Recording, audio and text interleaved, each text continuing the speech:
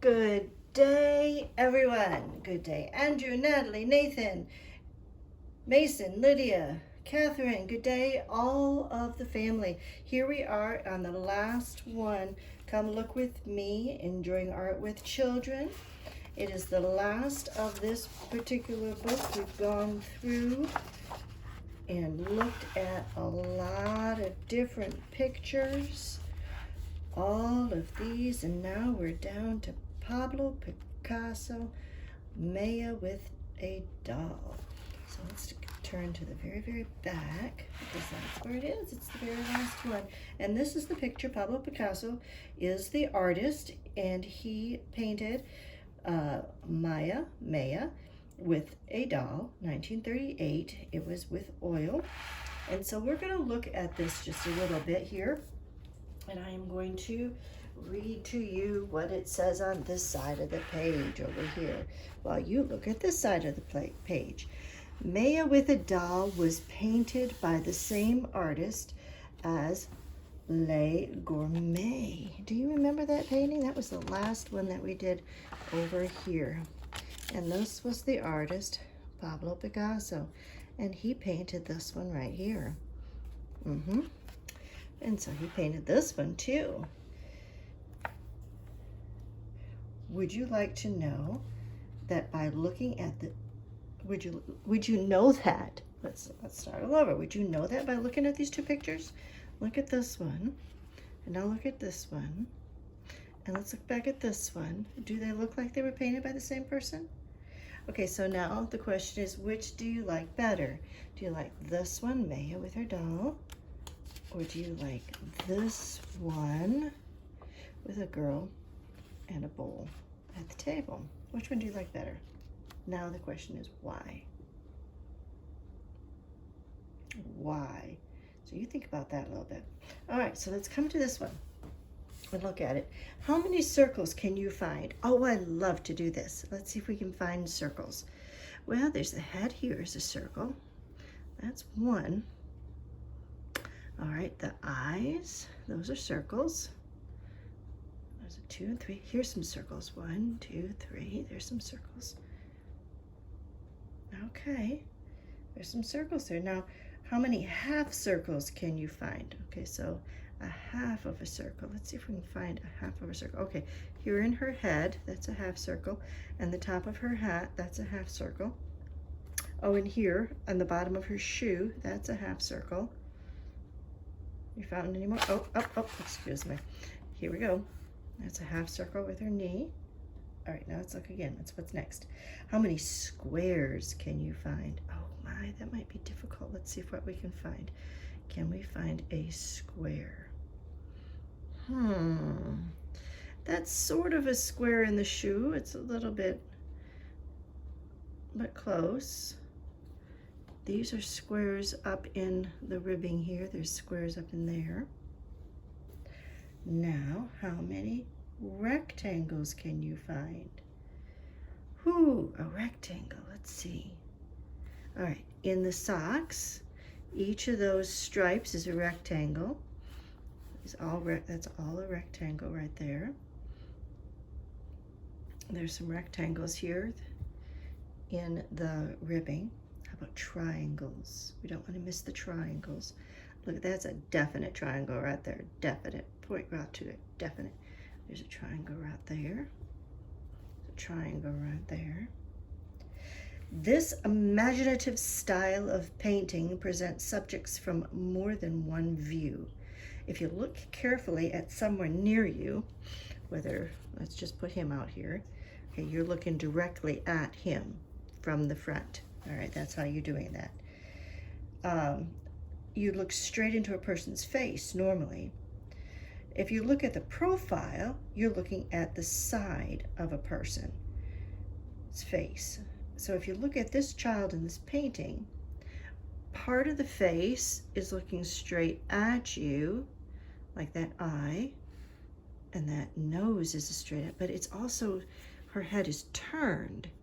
And so her face, her eyes and face and mouth are not lined up exactly the way you would see in a normal face. Let's look at Pablo Picasso and see.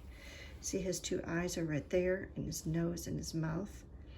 Well, the nose is more of a profile, or the side of you, but it has the two nostrils, which is the front of you, and the two eyes are facing forward, but this eye is more to the back, which is like a profile.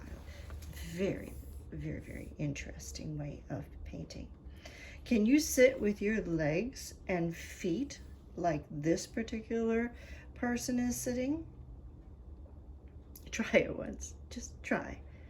See what you can do. How are legs and feet different? Wow. That's an interesting picture, isn't it? Very, very interesting. Pablo Picasso is known for doing things like that from different perspectives. So after Picasso painted La Gourmet, this other picture that we looked at last time right here, after he painted that, he began experimenting with a style of painting that reduces images to geometric shapes like the half circles and triangles, etc. And sharp edges and angles. You can see the sharp edges and angles in the picture right here. In this style, it's called Cubism. Noses sometimes look like cones, and eyes sometimes look like triangles. By drawing the human face this way, Picasso was able to show us views from the front and side at the same time. In some of his paintings, like this one of his daughter, people look like puzzles that haven't been put back together in quite the right way. Picasso is probably the most famous artist of the 20th century. No matter how well he did something, he always challenged himself to try something new. His way of seeing has changed ideas about beauty and opened art to new ways of thinking. It is definitely a different way of looking at a child, looking at people, but it does make you stop and think, doesn't it? So that is the last one that we're doing in this series. There are more books, and maybe we'll be able to do more series later. Grab yourself... Try again. Excuse me, Siri was interrupting me. Grab yourself some paper, I'm going across here, and some markers. And let's see if we can't draw a girl, okay, a doll. All right, we're going to draw one just like this. I'll put it right there. And we're going to do it just with markers, okay? Don't have to do with pencil and then draw on top of it this time. Let's see what we can do. And if it doesn't look like it's just exactly right, we'll just pretend it's a Picasso. So where should we start? Let's start with the face, okay? And we're going to do a half circle, but we're not going to complete the top of it. And then what we're going to do is we're going to draw sort of a peak, almost like a mountain right there. And then we're going to just out in the middle of the air over here, we'll draw a circle because we want to do two other triangles on it over here. And we want that to be the bow on her hair. Now her hair is, we're going to pretend it's in a bun, so it's going to come down to the neck here. All right, and so she has a bun in the back of her head.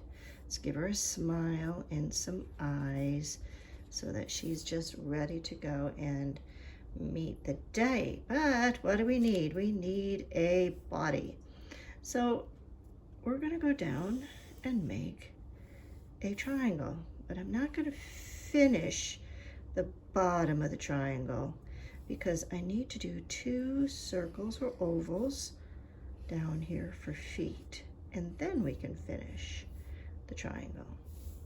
We're going to do two ovals for arms and another oval for arms, and then we're going to do a half circle right there so that we can have a neckline for the dress. All right, we're going to do a line right here and a line right here so she has a t-shirt underneath her nice jumper. Okay, and so now we get to make some designs. Over here in this one, they did circles, but you might want to do all sorts of designs. Maybe a square, maybe a triangle, maybe a circle, maybe a square, maybe a squiggly line, maybe a circle, maybe another squiggly line, a square, a triangle, a circle. Let's see here. Let's try and get the same amount of each. And another squiggly line. Oh, I think we do. We got one of each, don't we? And we're going to give her some buttons up here. That's what I'm doing. But you do what you want. You can do all different color squiggles, or you can do circles, squares, whatever. Just give her some shapes and make it fun. And then what you're going to do is you're going to grab your markers, whatever one you want, whatever color you want. There's all of our markers. We'll put her that side and put our markers right there so we can see all the different colors. And then we'll just go coloring it in. All right, this is going to be fun. I've had fun going through this book with you. It's taken us a long time to get through it, but it has been fun as we have looked at art with children. A lot of different children in art. And one of the things that's very interesting as you look back in art and you see children is that you need to realize that they did not have cameras way back then. And so if they wanted to have a picture or something to remember their child by, what they had to do is they had to have it painted. And so paintings were really, really important back then when you're talking about a person. And if you wanted to remember a place where you were born or a place where you visited, you might ask somebody to paint it for you so that you could remember it and have it very, very special. Nowadays, we don't have to do that quite so much. So, but that's okay. There's a lot of things we do today that they weren't able to do back then, and a lot of things they did back then that we don't have to do today. And so that makes life really, really interesting. So you have to decide here what colors. You can do it the colors I'm doing. You can do it your colors. Now, I'm not going to talk through this whole coloring process. I'm just talking a little bit as we finish up. And I say thank you for listening. And I hope you had fun. And I trust that your little doll at the end of this will be a cute one. You say, but I'm a boy and I don't want to draw a doll. Okay, make it a boy then. You can make it a boy. You don't have to make it a girl. Give it some pantaloons instead of a dress and you'll be good. You'll be real good. All right, so what color should be the background of that? Was it blue or green? I'll have to decide. You decide what you want to do on yours. Have a good day.